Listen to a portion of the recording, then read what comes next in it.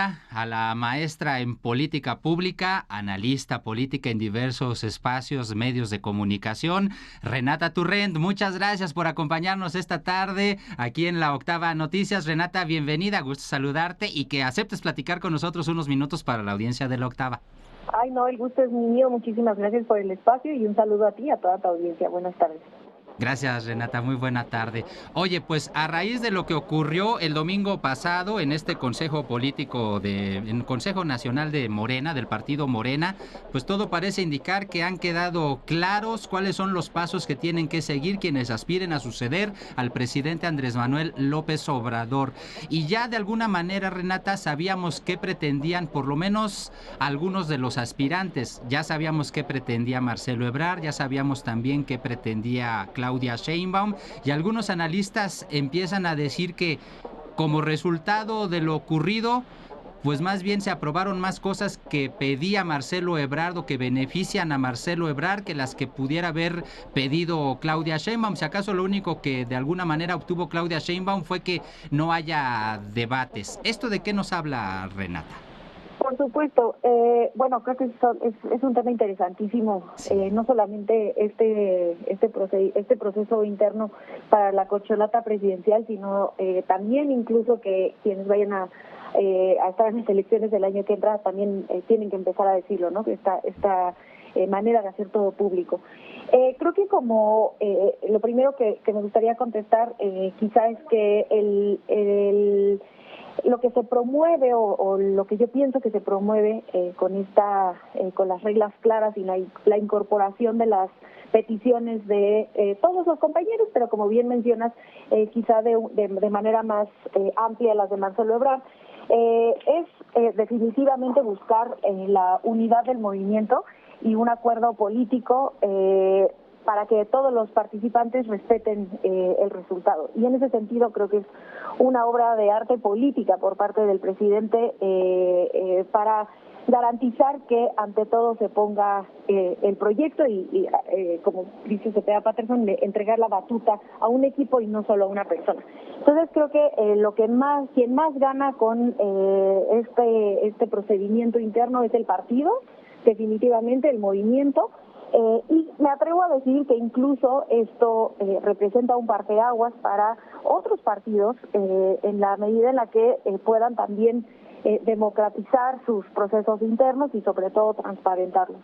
Entonces creo que eso en específico, creo que es un proceso democrático muy interesante que beneficia más allá de uno u otro candidato, precandidato o posible candidato, para decirlo de manera técnica. Claro, claro. Oye, Renata, si lo que se busca precisamente es evitar la ruptura, evitar la división, y me parece que eso es un acierto perfectamente del presidente López Obrador. Tú ya citabas el artículo de Jorge Cepeda Patterson, me parece también muy acertado, muy atinado, porque pareciera ser que de alguna o de otra forma pues aleja los fantasmas de la ruptura al garantizar que todos los que formen parte de ese grupo pues van a quedar en el próximo gobierno, en el del 2024. Pero al hacer este pacto de alguna manera de no agresión, entonces, ¿cómo se van o cómo los electores vamos a distinguir o a diferenciar las campañas de cada uno de ellos? A mí me da un poco de temor que ante esta restricción, pues lo que vayan a surgir sean campañas de lodo. Es una excelente pregunta y creo que la manera en la que yo entiendo en cuanto a cómo se va a debatir estas ideas es en dos vías. La primera, y creo que es la más importante, creo que entre la militancia sí se está dando hoy de manera activa, bueno, incluso trasciende la militancia, ¿no? Es un debate que se está dando incluso fuera de Morena, lo cual es todavía más interesante. Y se debate en específico con los dos punteros, con Claudia Sheinbaum y con Marcelo Ebrard, que comparten la historia de haber gobernado la Ciudad de México o el entonces DF. Y entonces las políticas públicas que ambos plantean son distintas en muchas cuestiones. Es decir, ambos, y creo que todos los participantes son parte de este movimiento, han sido parte del movimiento que encabeza López Obrador, pero cada uno propone diferentes formas de ver una continuación del proyecto del presidente. En el caso, por ejemplo, de Marcelo Ebrard, pongo dos ejemplos sencillos, ¿no? Que no ni siquiera con el afán de poner un juicio de valor. Por supuesto tengo mi opinión de un lado, pero en realidad creo que esta es de manera un poco más pedagógica, esta es la forma en la que creo que la militancia está debatiendo el tema, y es, por ejemplo, Marcelo Ebrard hizo un segundo piso en la Ciudad de México, pero ese fue de cobro, ¿no? A diferencia del presidente López Obrador cuando fue jefe de gobierno. Esto tiene implicaciones ideológicas importantes, no es nada más una decisión meramente de política pública, creo que como cualquier otra decisión de política pública implica pues la impresión, imprimir el sello ideológico que cada uno le pone. Otro ejemplo importante directamente con Claudia Sheinbaum es, por ejemplo, el tema de educación aquí en la Ciudad de México. Marcelo Ebrard, en el entonces DF, promocionó la educación mediante las becas a los niños talento, que más o menos se daba al 10% de los estudiantes, mientras que Claudia Sheinbaum universalizó la beca. Todos los niños y niñas de escuelas públicas reciben un apoyo independientemente de sus calificaciones, ¿no? Entonces también es una manera, pues, importante, no me atrevo a decir diametral, pero sí hay diferencias importantes en cuanto a cómo se entiende un derecho, y creo que ese debate interno es muy interesante y sí se está dando. El segundo, y muy brevemente para cerrar, creo que también la manera, el discurso público que cada una de las corcholatas dará, nos hablará muchísimo del proyecto de nación que ellos proponen, que insisto son dentro del marco de lo que entendemos como obradorismo, pero definitivamente caminos distintos hacia la profundización de la cuarta transformación. Perfecto. Bueno, pues suena muy interesante efectivamente lo que está todavía por verse, Renata. Yo no sé si tú lo hayas detectado y por eso te hice la pregunta anterior, porque cuando reviso redes sociales es fácil detectar cuáles son los equipos que están detrás, ya sea de un candidato o de una candidata. No hay necesidad ni siquiera de decir los nombres, pero lo que sí se observa es que esos equipos que están respaldando a uno o a otra, lo único que tratan de hacer cuando hacen publicaciones de Twitter para apoyar al suyo es denostar al otro. A mí me parece que estamos pisando un terreno un tanto complicado y si los candidatos no ponen orden en sus grupos de apoyo, pues se me hace que, y insisto, es mi percepción muy particular, pero pareciera ser que la intención del presidente López Obrador podría venirse abajo si es que pues estas corcholatas no controlan a sus equipos de trabajo. ¿Tú lo ves diferente?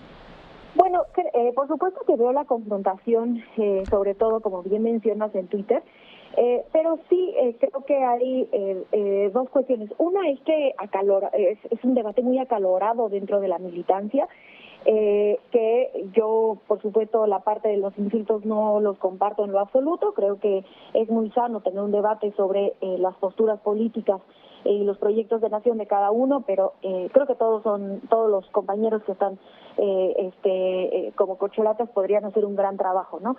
Entonces hay un reto para la militancia de aprender a debatir, a tener debates fuertes incluso, pero siempre desde el respeto y el compañerismo, eso absolutamente.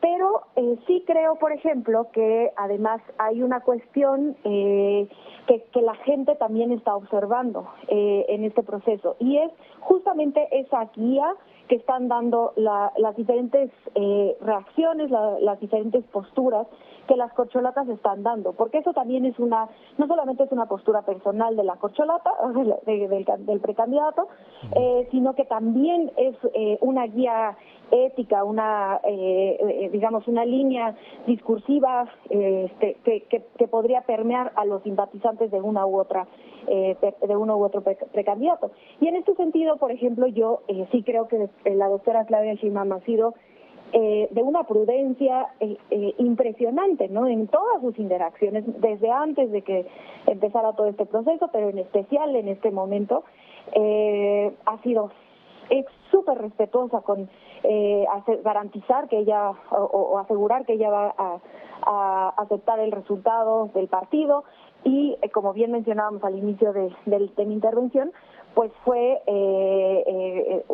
de una madurez política el aceptar los acuerdos que incluían quizá de manera mayoritaria las demandas del compañero Marcelo Ebrard. Y creo que eso habla de una madurez política hasta ahora todavía la jefa de gobierno, que le va a redituar positivamente con el movimiento, porque creo que es lo más democrático, ¿no? La manera en la que ella se está comportando, y que creo que baja de manera natural bajará ese mensaje a quien la sigue.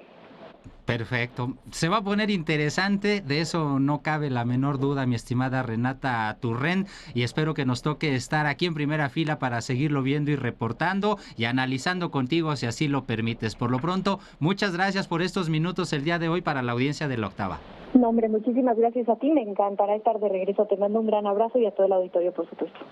Mil gracias, Renata Turrent, aquí en La Octava Noticias. Hoy también